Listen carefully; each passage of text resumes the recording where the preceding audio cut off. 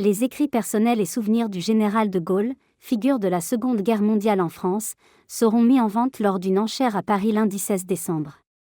Parmi ces écrits figurent non seulement les bulletins scolaires du jeune Charles et ses mémoires de guerre, mais également une correspondance plus intime avec la chanteuse et danseuse française Joséphine Baker. L'exposition offre également aux visiteurs l'opportunité de voir le manuscrit original de l'appel du 18 juin 1940, écrit par le général de Gaulle à Londres et enregistré dans les studios de la BBC, exhortant la résistance française à poursuivre le combat à ses côtés contre l'occupation allemande.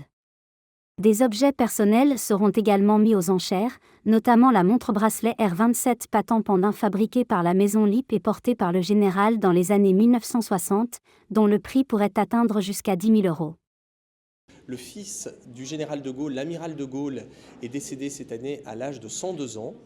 Et sa famille et ses enfants nous ont confié la vente du contenu des coffres dans lesquels on a fait les inventaires et dans lesquels se trouvaient des objets qui dormaient depuis près de 50 ans dans ces coffres, des objets très personnels, des documents très privés et des correspondances avec les plus grands chefs d'État de l'époque, et ainsi que certains artistes comme Joséphine Baker. C'est le manuscrit du 18 juin, probablement le manuscrit le plus important du XXe siècle dans l'histoire de France, le manuscrit qui est fondateur pour la France libre, celui qu'a écrit le général de Gaulle avec d'ailleurs certaines ratures.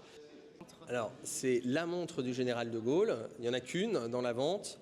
Cette montre est une fabrication de la manufacture Lippe, grande manufacture française de Besançon.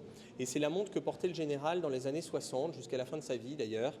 Et elle est assez simple à son image. Et il appréciait tout particulièrement évidemment les produits et manufactures françaises. Donc c'est ce qu'il avait à son poignet. On voit l'usure également autour du bracelet. Il l'a beaucoup porté, mais elle reste en très bel état.